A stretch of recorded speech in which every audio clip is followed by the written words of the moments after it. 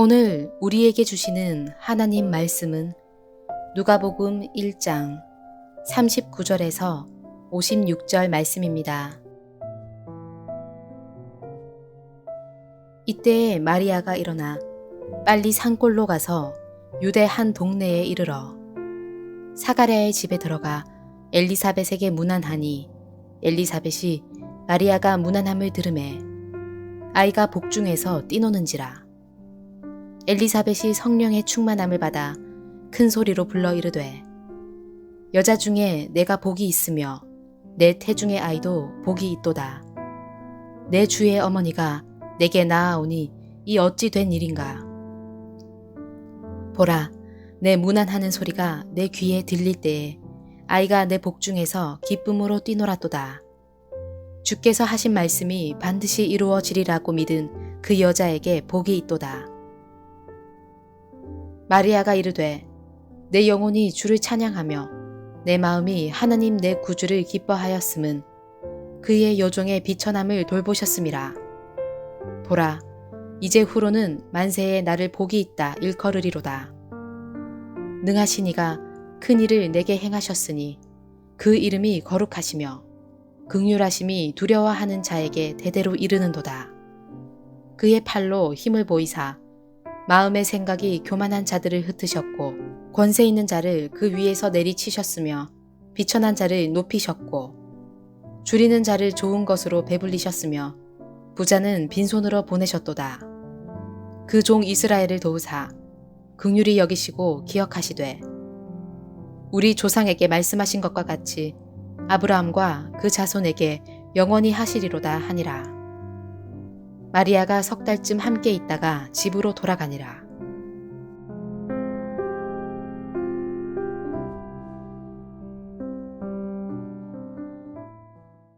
오늘 말씀은 마리아가 엘리사벳을 방문하였을 때 있었던 일을 기록하고 있습니다. 누가복음 1장 5절에서 24절까지는 세례 요한의 탄생에 대한 천사의 수태고지가 있었고 26절에서 38절까지는 예수 그리스도의 탄생에 대한 천사의 수태고지가 있었습니다. 그리고 이 두 개의 탄생에 대한 고지 뒤에 오늘 본문과 같이 마리아가 엘리사벳을 방문하는 이야기가 기록되어 있습니다. 이것은 예수 그리스도의 탄생과 세례 요한의 탄생이 얼마나 밀접하게 연관되어 있는가를 보여줍니다. 세례 요한과 예수 그리스도는 탄생뿐만 아니라 삶도 죽음도 매우 밀접하게 연관되어 있는 것입니다. 그러나 오늘 본문을 통해서 알 수 있는 것은 철저하게 세례 요한은 예수 그리스도께 종속되는 인물이라는 것을 본문은 우리에게 보여줍니다. 오늘 본문은 네 부분으로 나누어져 있습니다. 39절에서 40절은 이 이야기의 도입을 나타내는 것으로 마리아가 여행을 해서 엘리사벳을 방문하는 내용이 기록되어 있습니다. 41절에서 45절은 엘리사벳이 마리아를 축복하는 축복의 노래가 기록되어 있습니다. 46절에서 55절은 마리아가 하나님을 높이는 찬송의 노래가 기록되어 있습니다. 이처럼 엘리사벳의 노래와 마리아의 노래가 서로 이어지고 있는 것입니다. 그리고 마지막 56절은 마리아가 귀가하는 것으로 이야기는 마무리됩니다.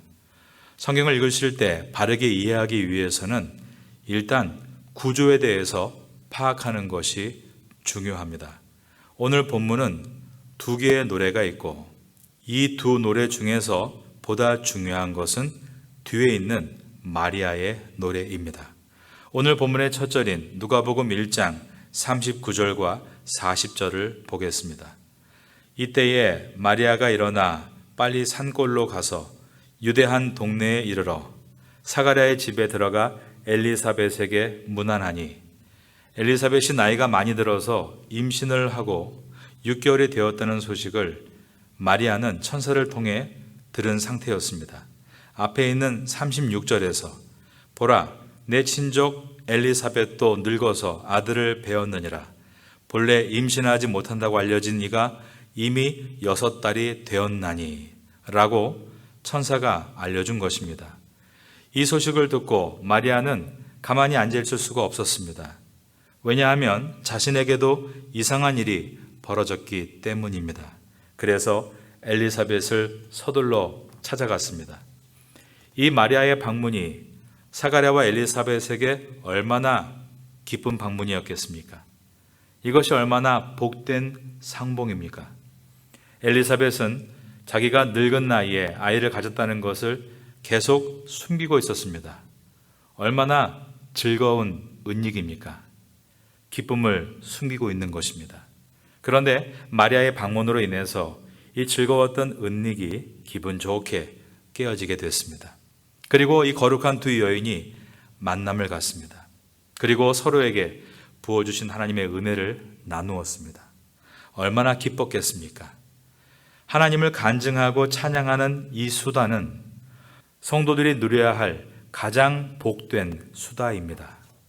이런 수다를 나눠줄 수 있게 되기를 예수님의 이름으로 축원합니다. 41절을 보겠습니다. 엘리사벳이 마리아가 방문함을 들으매 아이가 복중에서 뛰노는지라. 엘리사벳이 성령의 충만함을 받아. 만약에 마리아가 엘리사벳을 방문하지 않았다면 엘리사벳에게 성령 충만이 임하지 않았을 것이고, 마리아가 엘리사벳을 방문하지 않았다면 이 마리아의 위대한 찬가는 기록되지 않았을 것입니다. 이 방문은 그런 의미에서 두 사람에게만 복된 것이 아니라 우리 모두에게 복된 방문입니다. 여러분, 기쁨을 나누면 배가 되고 슬픔을 나누면 반이 된다는 말이 있습니다. 마리아가 엘리사벳을 방문한 이 방문과 같이 성도가 성도를 방문하고 교제하는 것은 참으로 중요한 일입니다. 교제는 예배의 외야가 아니라 예배의 연장입니다. 특별히 우리에게 주어진 구역을 가볍게 여기지 않고 사모할 수 있어야 합니다. 구역에서 잘 안 맞는 성격과 배경과 환경과 언어 습관이 분명히 있을 수 있습니다. 그래서 어렵습니다. 그런데 역설적으로 그러기에 구역 예배는 소중합니다. 그곳에서 마리아와 엘리사벳이 만나서 기쁘게 상봉하고 교제했던 것처럼 구역을 통해서 성도 간의 교제들이 풍성하게 일어날 수 있기 때문입니다. 41절을 다시 봅니다. 엘리사벳이 마리아가 문안함을 들을 때 아이가 복중에서 뛰노는지라. 엘리사벳이 성령의 충만함을 받아. 성도가 교제할 때 엘리사벳이 성령의 충만함을 입었습니다. 교회 안에서 성도 간에 교제할 때 성령의 충만함이 나타나는 것입니다. 교제가 없이 성령 충만이 있을 수 없습니다. 교제를 통해서 더욱더 성령 충만한 파타야 선교교회를 세워나가야 합니다. 엘리사벳이 마리아의 문안을 들었을 때 아이가 복중에서 뛰놀았고 엘리사벳이 성령의 충만함을 받았습니다. 성령의 충만한 결과로 엘리사벳이 큰 소리로 이르되 라고 말하고 있습니다. 42절입니다. 큰 소리로 불러 이르되 여자 중에 내가 복이 있으며 내 태중의 아이도 복이 있도다. 성령이 충만하면 열정이 생기는 것입니다. 성령이 충만하면 감격도 생기고 그 감동을 표출하게 되는 것입니다. 여러분, 올 한 해에 우리에게 이런 감격이 회복되기를 바랍니다. 엘리사벳은 감격해서 큰 소리로 말합니다. 42절 중반에서 여자 중에 내가 복이 있으며 내 태중의 아이도 복이 있도다 라고 했습니다. 43절에서 45절입니다.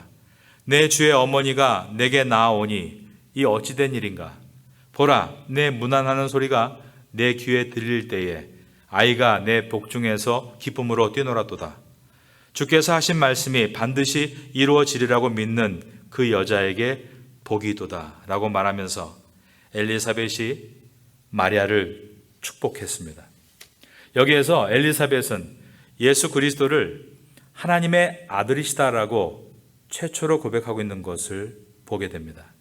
43절에 내 주의 어머니가 내게 나아오니 이 어찌된 일인가 라는 이 말은 마리아의 태중에 있는 아기를 내 주라고 고백하고 있는 것이었습니다. 내 주, 헬라어로 Curious More, My Lord라고 하는 고백은 바로 이때부터 시작이 된 것입니다. 그러므로 엘리사벳은 복된 여인입니다. 그리스도를 내 주라고 고백한 최초의 여인인 것입니다.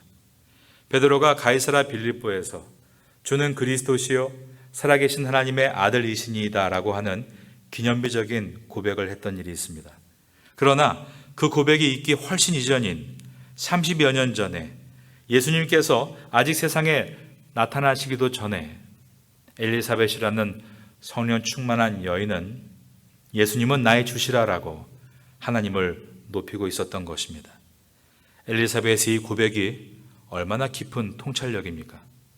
이 설교를 들으시는 여러분들 모두도 이번에 누가복음을 통해서 예수 그리스도를 이와 같이 깊이 알아갈 수 있는 통찰을 얻게 되기를 예수님의 이름으로 축원합니다.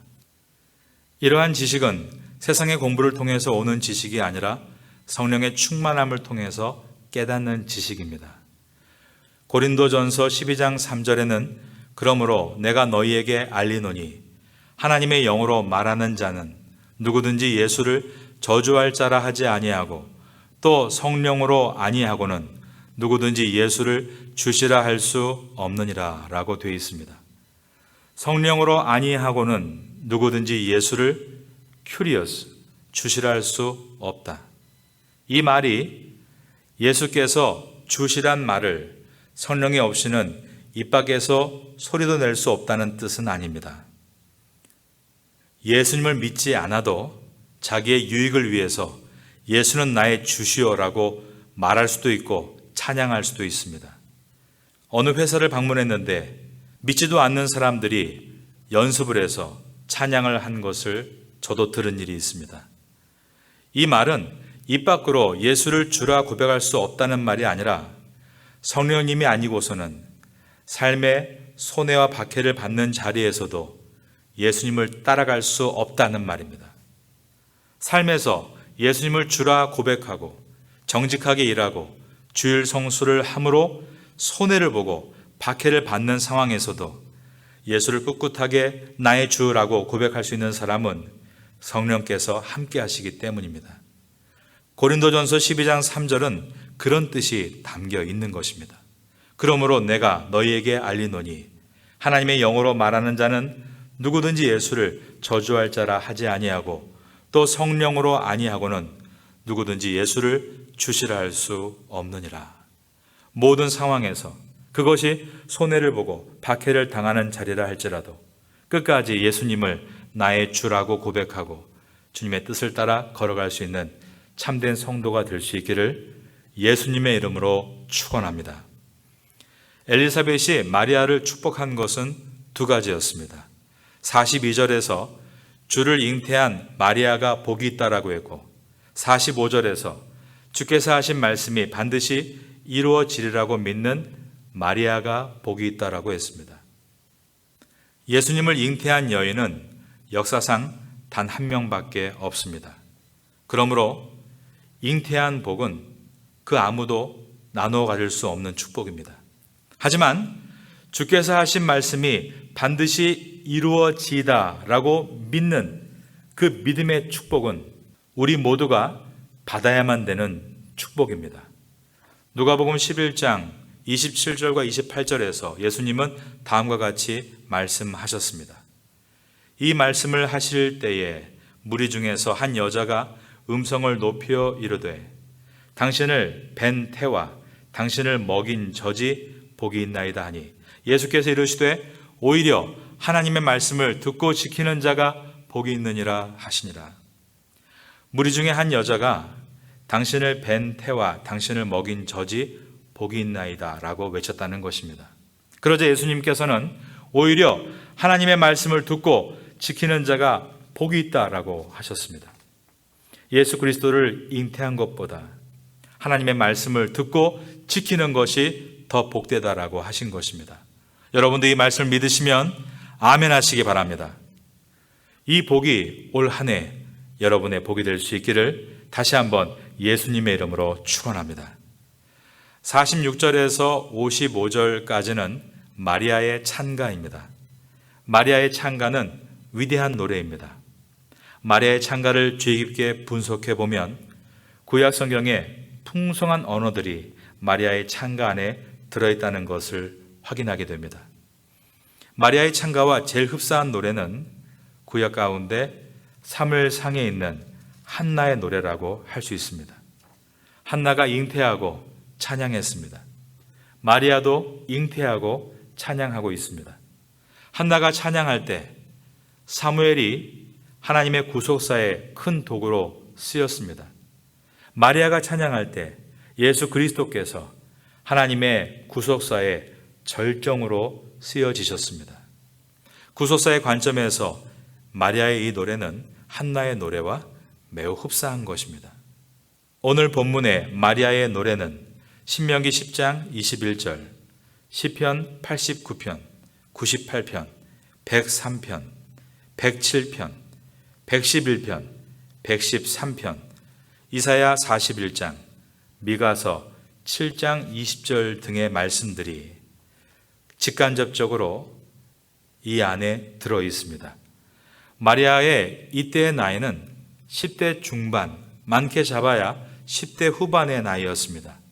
그런데도 불구하고 그가 구약 성경을 능수능란하게 자신의 노래에 녹여내고 있는 것을 볼 때 마리아는 말씀을 주야로 묵상하는 현숙한 여인이었음을 볼 수 있습니다.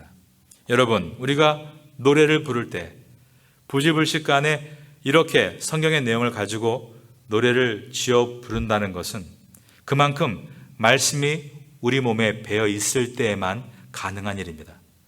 이것은 의도적인 학습이 없이는 될 수 없는 일입니다.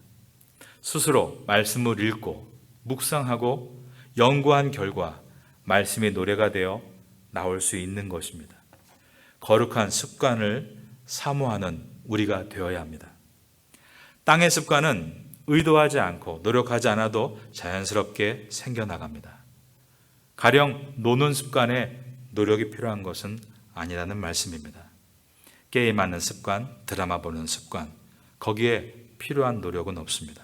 그런데 하늘의 습관은 처음 시작할 때 의도적으로 노력의 엔진을 가속화시켜야 합니다.